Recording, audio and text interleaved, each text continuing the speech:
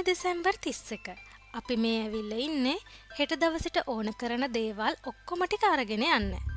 අපි ජනවාරි 1 වෙනිදාට පුංචි ලස්සන කේක් එකක් අපි දෙන්නට පුළුවන් විදියට හදන්න හිතාගෙන ඉන්නවා. ඒකටත් එක්ක තමයි මේ අපි දෙන්න 31 උදෙන්ම බඩු ගන්න ඇවිල්ලා තියෙන්නේ. අපි කඩවල් 2-3කටම ගියා අපිට අවශ්‍ය බඩු ටික ඔක්කොම අඩුවක් නැතිව ගන්න. ඉතින් අද බඩු ගොඩක් ගන්න නිසා මට වීඩියෝ කරගන්න පුළුවන් වුණේ මෙන්න මේ කොටස් ටිකක් විතරයි. මම ඔයාලට ඉදිරි දවසකදී රුසියාවේ තියෙන සුපර් මාකට් පිළිබඳව වීඩියෝ එකක් අනිවාර්යෙන් අරගෙන එන්න.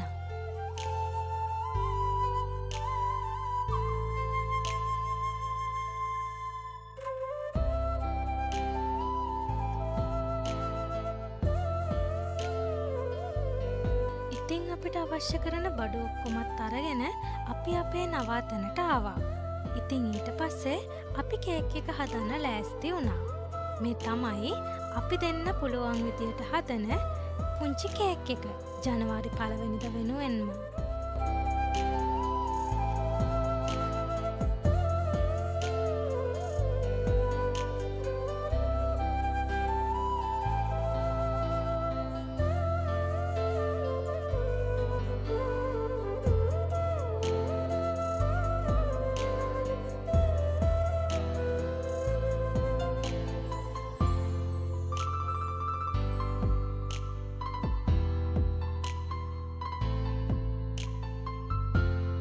අපි දෙන්න හිතුවා 31 දවසේ රෑ වැඩ ඔක්කොම ඉවර කරලා යාළුවෝ එක්ක පොඩ්ඩක් එළියට ඇවිදින්න යන්න කියලා. අපි 31 රෑ 11ට වගේ තමයි ඇවිදින්න යන්න එළියට බැස්සේ. හරිම ලස්සන විදියට එදා රෑ පාරවල් සරසලා තිබුණා. මෙන්න මේ ඔයාලා දකින්නේ ඒ විදිය.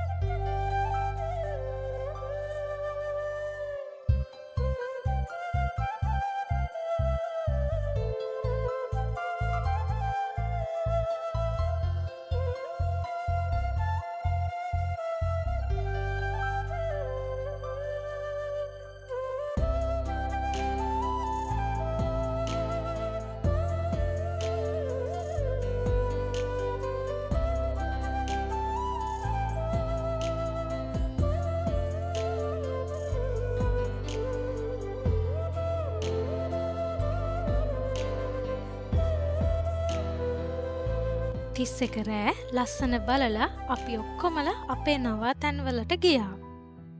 මේ ජනවාරි 1 වෙනිදා උදෙන්ම නැගිටලා අපි කිරිබතක් හදලා පුංචියට කෑම මේසයක් සූදානම් කරගත්තා.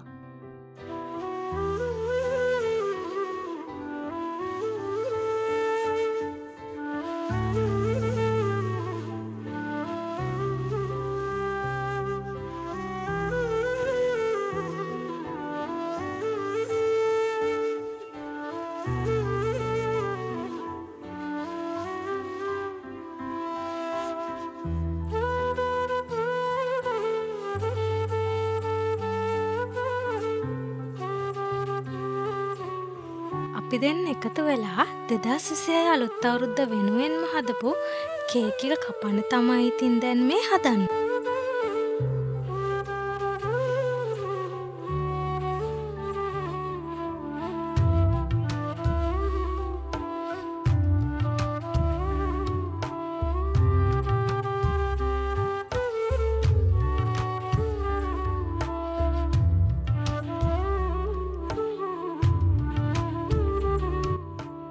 අද ජනවාරි 4 අද තමයි අපි දෙන්නගේ දෙවැනි විවාහ සංවත්සරය. අපේ second wedding anniversary එක. මම අද උදෙන්ම නැගිටලා වැඩ ඉවර කරලා මගේ nails ටික හදාගන්න තමයි දැන් මම මේ නිදහසේ වාඩි වුණේ. ගෑනු ළමෙක් වුණාම ලස්සනට පිරිසිදුවට පිළිවෙලට ඉන්න ඕනනේ. මෙතන nails art වලට අවශ්‍ය හැමදේම මම ලංකාවෙන් එනකොට අරගෙන ආවා. මේ ඔයාලට පේන UV light එක නම් අවශ්‍ය වෙන්නේ gel nails දාන වෙලාවට විතරයි. nails වලට ආරක්ෂාවක් වෙන්න තමයි base coat එකක් අපි apply කරන්නේ. ඒක අනිවාර්යෙන්ම පාවිච්චි කරන්න ඕන. මම පාවිච්චි කරන්නේ හුඩා බියුටි බ්‍රෑන්ඩ් එකේ බේස් කෝට් එක. ඉතින් මම ඔයාලට කියනවා අනුන් වෙනුවෙන් දේවල් කරන අතරේ තමන් වෙනුවෙනුත් පුංචි පුංචි දේවල් ටිකක් කරන්න අමතක කරන්න එපා කියලා. එතකොට අපිත් සතුටින් අපි නිසා සතුටු වෙන අයත් සතුටින්. ඉතින් ඇත්තටම තරුණ කාලේ කියන්නේ අපි ලස්සනට ආකර්ශනීයව ජීවත් වෙන්න කැමති කාලයක්නේ.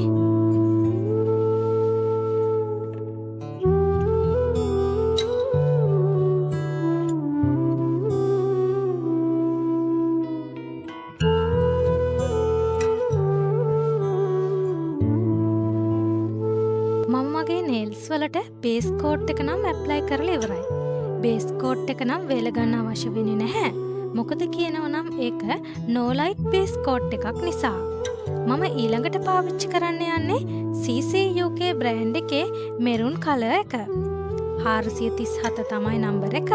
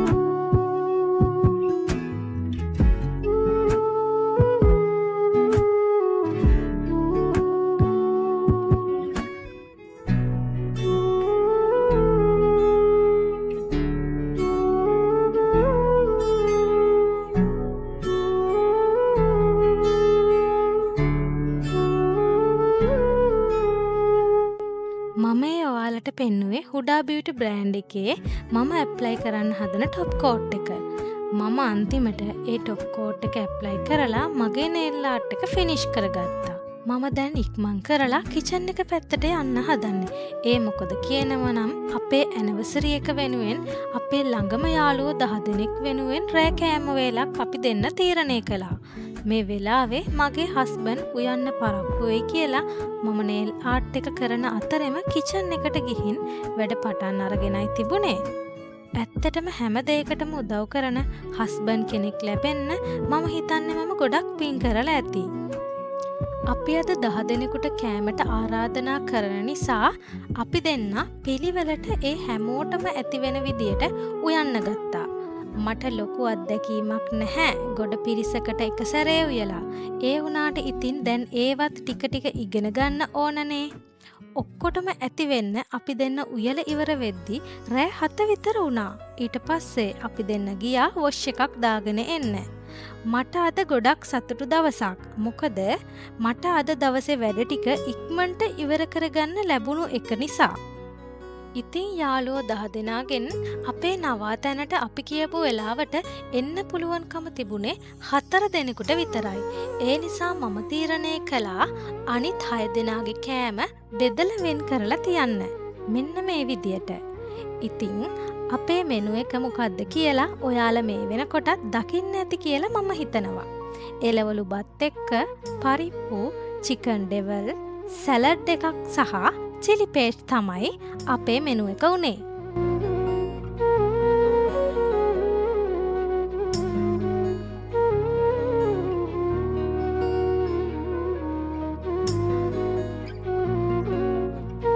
මම ඔයාලට පුංචි ලස්සන කතාවක් කියන්නම් මේ කෑම ටික බෙදෙන අතරතුරේ.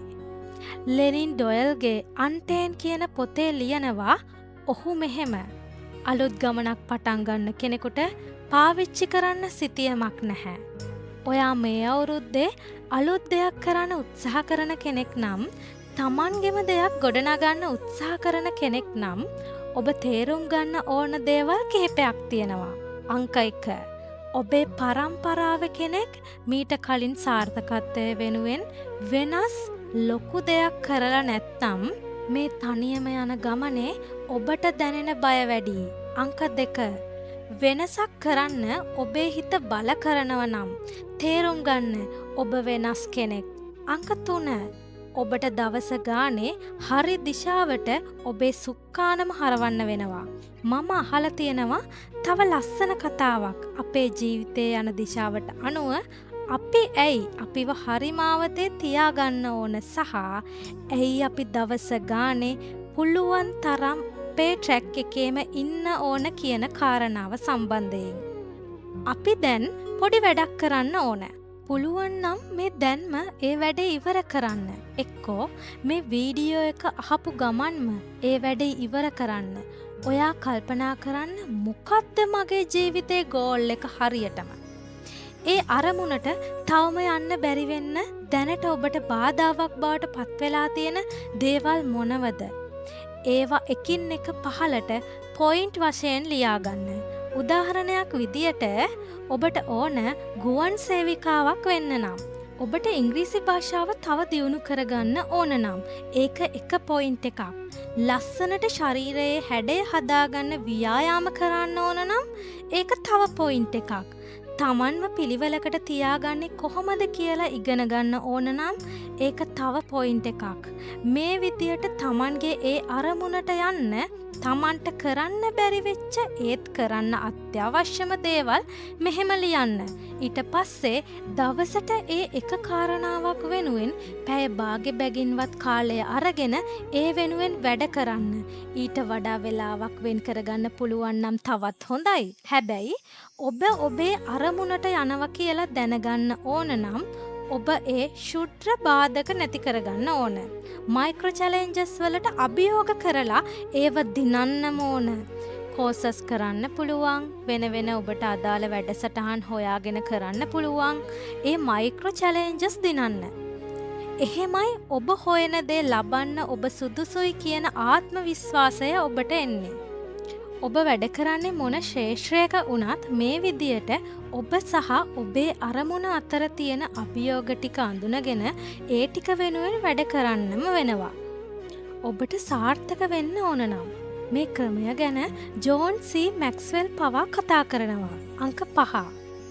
හැමෝටම ඔබව ඔප්පු කරන්න යන එක නවත්තන්න වෙනවා. අංක 6. ඔබේ ගමනේ ඔබට හරියන මොහොතක් එනවා. ඒ මොහොත ඔබව සම්පූර්ණයෙන්ම වෙනස් කරනවා. අපේ ජීවිතේ අපි වැඩ කරනව නම් මොනව හරි දෙයක් වෙනුවෙන් ඒ ගමන අතරමඟදි සිද්ධ වෙන ටිකක් අමුතු සංසිද්ධියක් තියෙනවා. අපි දවස ගානේ අරමුණ වෙනුවෙන් වැඩ කරනකොට එක මොහොතක් එනවා. ඒ මොහොතේ අපිව ටිකක් අනිත් අයට කැපිලා පේන්න පටන් ගන්න. ඔබ ව්‍යාපාරිකයෙක් නම් ඔබේ විකුණුම් වල ඉතා හොඳ ඉහළ යාමක් දකින. ඔබ ඉන්ෆ්ලුවන්සර් කෙනෙක් නම් ඔබේ එක වීඩියෝ එකකින් කන්ටෙන්ට් එකකින් පස්සේ වෙනදට වඩා ඔබේ කන්ටෙන්ට් ප්‍රමාණයක් වෛරල් යන එකට. මම ඔයාලට හොඳ උදාහරණයක් කියන්නම්. සයිමන් සෙනෙක්. ඔබ අහලා තියෙනවනේ. ඔබ මේ පුද්ගල සංවර්ධනය ගැන ටිකක් හොයන කෙනෙක් නම් ඔබ ඔහුගේ නම අනිවාර්යෙන්ම අහලා ඇති. ඔහු මීට අවුරුදු 14කට කලින් කරපු TEDx Talks ස්පීච් එකෙන් තමයි ඔහුගේ ජීවිතය වෙනස් කරපු තැන. ඒ වීඩියෝ එක මිලියන 19ක් බලලා තියෙනවා. හැබැයි ඔහු ඒ කතාව කරන්න කලිනුත් පබ්ලික් ස්පීකර් කෙනෙක්. හැබැයි ඒ ස්පීච් එක කළාට පස්සේ ඔහුගේ වටිනාකම ඩොලර් මිලියන ගානනකින් වැඩි වුණා. අන්න එතනදී මම මේ කියපු අමුතු සංසිද්ධිය වුණා. ඉතින් ඔබ සාර්ථක වෙන දවස උදා වෙන්න නම් ඊට කලින් තියෙන දවස්වලදීත් ඔබට වැඩ කරන්නම වෙනවා. අංක 7. ඔබේ වැඩවල ප්‍රතිඵලය දවසින් දෙකෙන් බලාපොරොත්තු වෙන්න එපා. ඔබ හිතන්න ඔබ ලොකු පුළුල් බිත්තියක් කඩන්න උත්සාහ කරනවා කියලා. ඒක තමයි ඔයාගේ ජීවිතේ ලොකුම ගෝල් එක. මේක උදාහරණයක්. ඕකේ. මේ ලොකු බිත්තිය කඩන එක තමයි දැන් ඔබේ අරමුණ. ඔබ අතට ලොකු කුළු ගෙඩියකුත් ලැබෙනවා. ඔබ හිතන්න ඔබ කුළු ගෙඩි පාරවල් 100ක් ගැහුවොත් 100 වෙනි කුළු ගෙඩි පාරට තමයි ඒ බිත්තිය කැඩෙන්නේ කියලා. හැබැයි ඇත්තම කතාව ඒ පළවෙනි පහරත් 16 වෙනි 60 වෙනි 80 වෙනි මේ හැම එකකමත් ඔබ ගන්න උත්සාහ එකතු වෙලා තමයි ඒ බිත්තිය 100 වෙනි කුළු ගෙඩි පහරින් කැඩෙන්නේ. ඉතින් වැඩකින් ලොකු ප්‍රතිඵලයක් ලබා ගන්න එක පාර සිද්ධ වෙන දෙයක් නෙවෙයි. දවස ගානේ දිගින් දිගටම ඔබේ උත්සාහය පවත්ව ගන්න වෙනවා. දැන් හොඳ හුස්මක් අරගෙන ඔබේ සැලසුම දිගේ වැඩ කරන්න පටන් ගන්න. මොන වැඩේ කරත් ඒ වැඩේ හරියට කරන්න. ඒ වැඩේ මොකක් වුණත් ඒකට ආදරය එකතු කරන්න. පරිස්සමින් සතුටින් වැඩ කරන්න.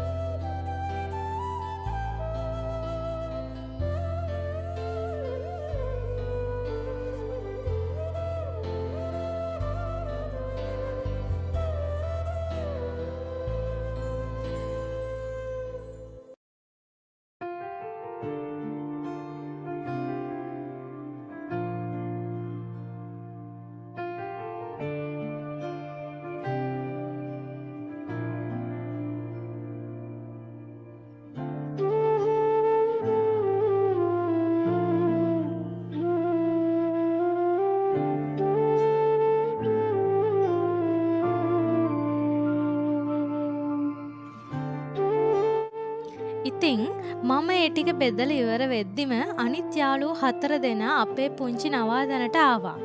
අපි එයාලා ආවට පස්සේ අපි හදපු ඇනිවර්සරි කේක් එක කපන්න තීරණය කළා. අපි කේක් කපලා තේ බීලා ටික වෙලාවක් කතා කර කර ඉඳලා රෑ කෑම ගත්තා.